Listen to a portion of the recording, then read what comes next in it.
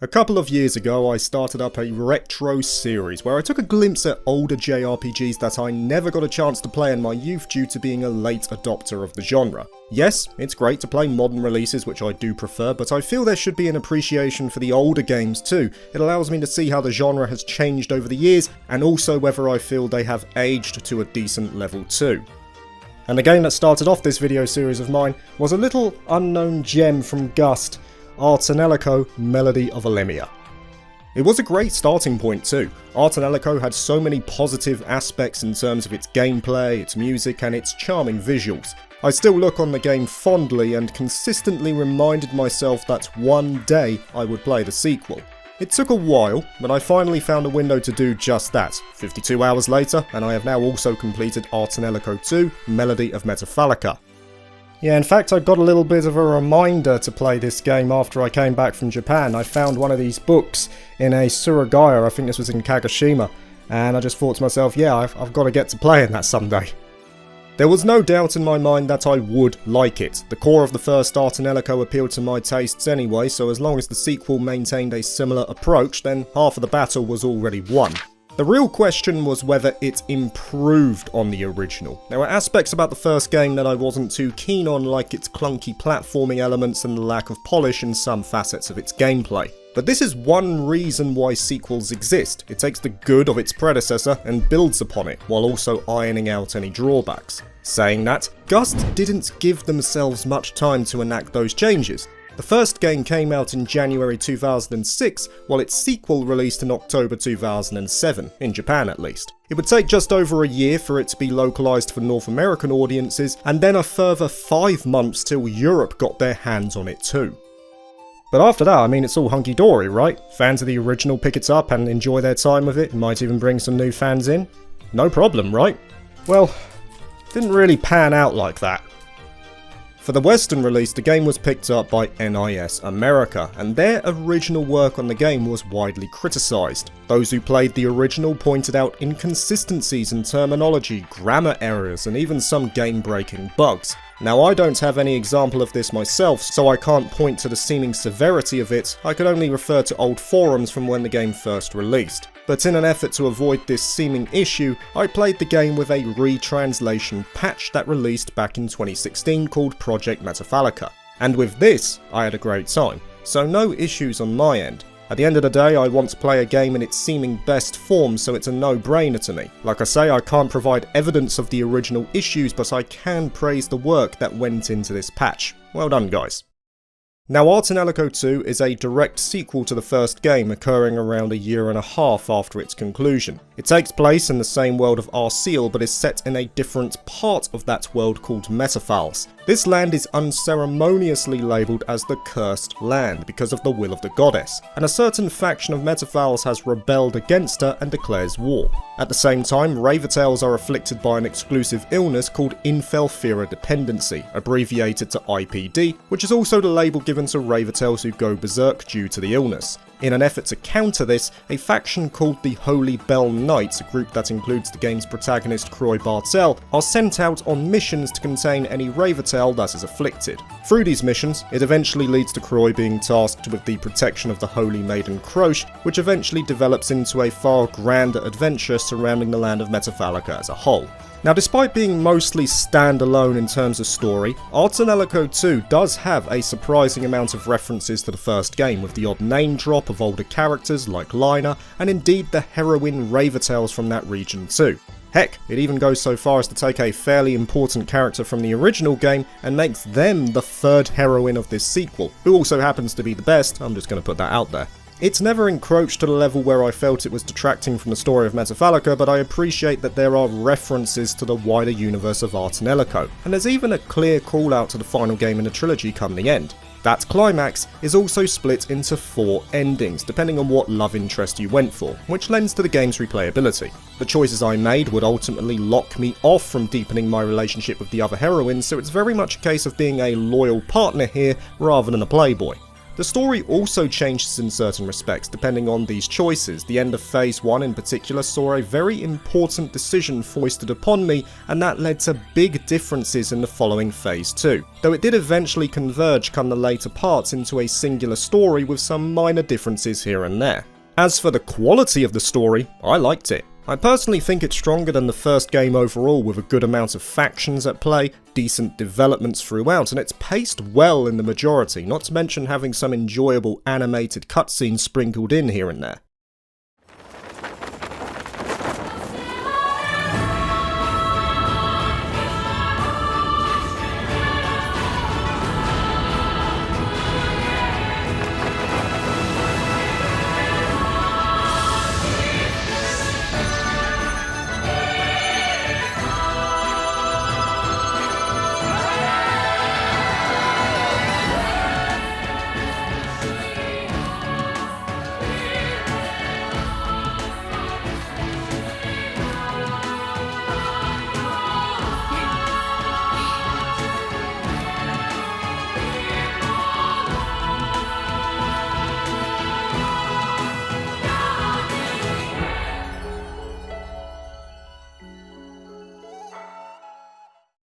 Put it this way, I was happy to replay through a fair chunk of the game to choose my favourite heroine. And there's plenty to choose from. Just like the first game, Ar Tonelico II has two main heroines at first, and then the third one is introduced at a later stage. You have the Holy Maiden Cloche, who has already been mentioned, a pampered tsundere type. You have the childhood friend Luca, who apparently is already in a relationship with Croy. Yeah, I could see where that one was going. And lastly, you have the enigmatic Jackery. All of the heroines are good in terms of depth. There's certainly a diverse range of personalities on display. I got plenty of opportunity to see what they were all about, both through the main story and the vast amount of optional events. Whether it was by having talks with them when the party rested, through some enjoyable item synthesis segments, or just through finding topics in the world, the characterization of the Raventail partners was a highlight of the experience yet again. It was great in the first game, and the same can be said for the sequel. But the jewel in the crown for these characters comes once again in the Cosmospheres, which are basically deep dives into the minds of each heroine in order to understand them better. The more dark or personal the memory, the deeper Croy has to dive in order to encounter it. And these later layers will only open up as his relationship with the heroine deepens, as diving in of itself is seen as an intimate process.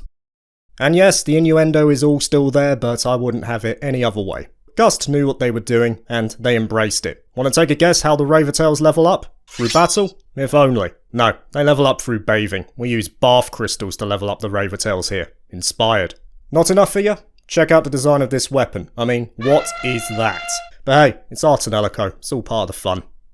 I said that the Cosmospheres were my favourite part about the first game, and it's exactly the same for the sequel. Once again, they don't go beyond anything other than visual novel sections, just text and still images in many cases, but I just really like the angle that the game goes down to develop the Raventails. When I'm done exploring the world or fighting, it's a nice change of pace to do these Cosmosphere dives, and as an added bonus, I get to better understand the wider cast. It's a great way of developing the characters, and like I said before, there is meaningful replayability on offer because the heroines you don't choose during a playthrough will lock off the deeper levels of their Cosmospheres, and that's where the real juicy stuff happens, so they're worth doing. The gameplay reason for these dives though remains the same. It's the method by which the Raventails learn new songs and strengthen their current ones. Croy uses a pool of dive points that are earned through battle, and he moves from node to node. It's easy to tell which one to go to as well because they're marked by a massive star. Every now and then these events will lead to a new song which can be used in combat. And the combat is where it's at, man. One thing I noticed about Gust in the PS2 era from both Ar Tonelico games, Iris and Manakemia is that they made some awesome turn-based combat systems. I'd say Ar Tonelico II is even stronger than the original on that front. Whereas in the original you had 3 Vanguards and 1 Raventail in the backline, the sequel opts for 2 Vanguards and 2 Raventails and splits the combat into an offensive and defensive phase. The defensive phase is quite simple. Enemies attack and you press the corresponding button at the right time to block damage aimed at the Raventail. And this timing was tight. I still wasn't good at it come 50 hours later. Part of that is because I'm just not good at time-based inputs, never have been, but the game also has some cheeky methods to make those button presses harder. Like here, how am I meant to time my button press when the screen is shaking so violently? It's not just limited to that either, there were camera pans to enemies doing an ability which would rapidly move back to the party while the move is already in motion, so I couldn't react in time, and some of the attack patterns are whack. Combined with the precision required, I was definitely not an expert come the end. Not that it mattered, to be honest, the game was quite easy all said and done in terms of its main story. It's not a game I'd play for a challenge, but who cares? Why should I care when the combat is just so damn fun? Yeah, we didn't touch on the other half of the combat yet, the attacking phase. This part was pretty involved in terms of mechanics, a lot to work with and keep track of. Initially, you can press the circle button to get your Ravertail to use a song, red for damage and blue for healing of some kind. Once that's done, the burst gauge on the right hand side will determine its potency. To increase this gauge, the Vanguard has to sync up with the fort to the Ravertail who casts it, though it will also increase over time. Now if you look at this screen, it can be a challenge trying to figure out what is the most important part. I'll give you a few seconds to make a guess.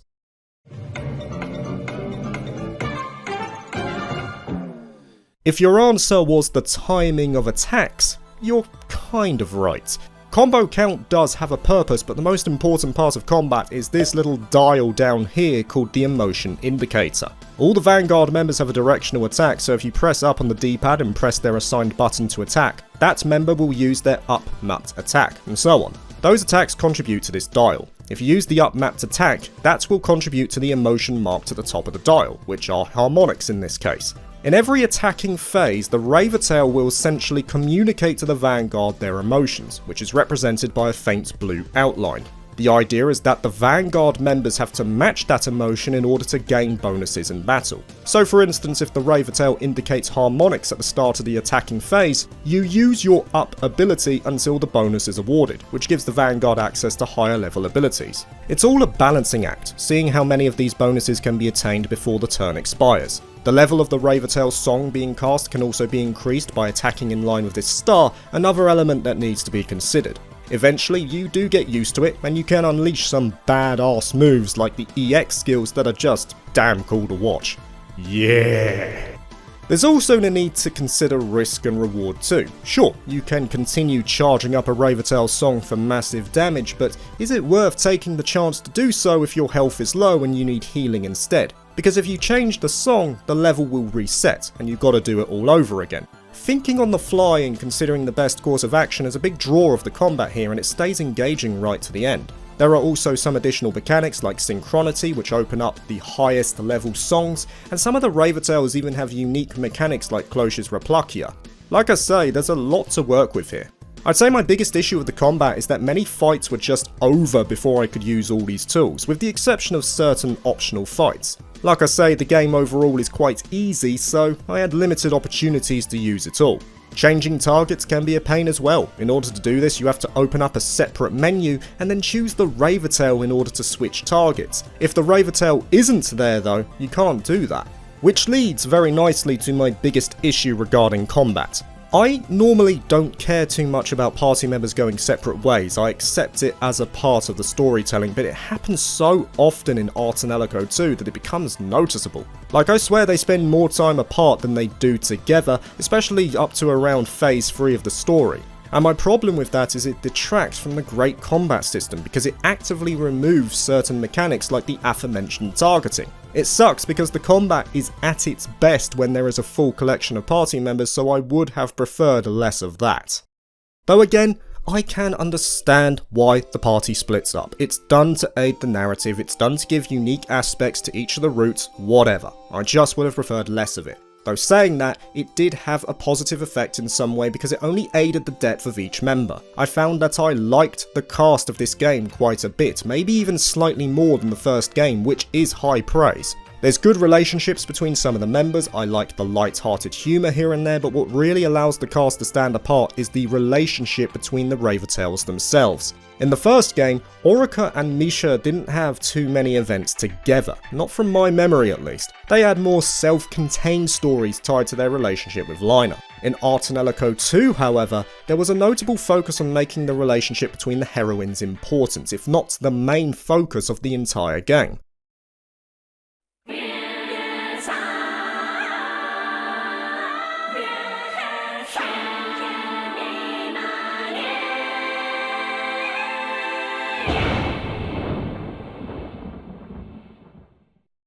An addition for Ar Tonelico II was the Infel-Sphere, which is mostly centred on Luca and Cloche. It functions similarly to the Cosmospheres, but it was clear that Ar Tonelico II wanted to place importance on the relationship between the heroines as much as they did with Croix himself.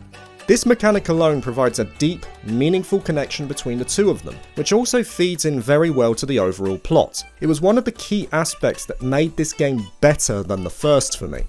Talking about aspects that made the game better, I like that the platforming is now gone. No more awkward platforming in my JRPG that isn't conducive to it. I hated it in the original game, I hated it in the third Iris game, and I'm very glad it was removed here. In fact, the option to jump was outright taken away. Good, that's a big improvement. There was also an addition to diving called Dive Therapy. As you explore the world, you'll bump into IPDs, which as said at the beginning of the video are Berserk Ravertails. You first have to beat them down. I have to say as well that this was the biggest challenge with the game, as some of these IPDs are quite tough, indicated by their level, and then once you contain them, Luca can do Dive Therapy to eventually cure them, which involves answering some questions. It's a neat idea, quite shallow in implementation it has to be said. After a while I just pressed the top option until the meter fell into the target zone, but it added to gameplay because once they're cured, the IPD can be equipped to a Vanguard for girl power. Yeah, that is what it's called. As for the other positives, well, they mostly carry over from the first game. The music is fantastic, the pre-rendered backgrounds are beautiful, and the exploration was quite fun overall, especially considering they took away the platforming elements that I wasn't a big fan of in the first game. There's no doubt that I like this game a lot. It's a shame though that by the end it starts to sour a bit.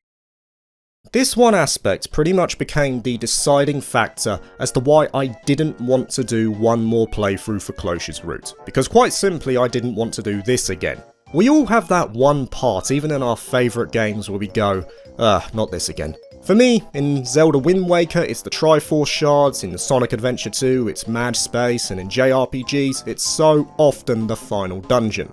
I've made it clear before that I do not like final dungeons. They're so often far too big and exceedingly frustrating to navigate. But what makes it worse is that they're not challenging like a Zelda dungeon where you're using awesome items to navigate and solve puzzles. They're just annoying. Shin Megami Tensei 3 had the floor traps, countless games have the dreaded block puzzles, and combine that with damaged sponge enemies like in Tales of Arise's final dungeon, they just don't do anything for me.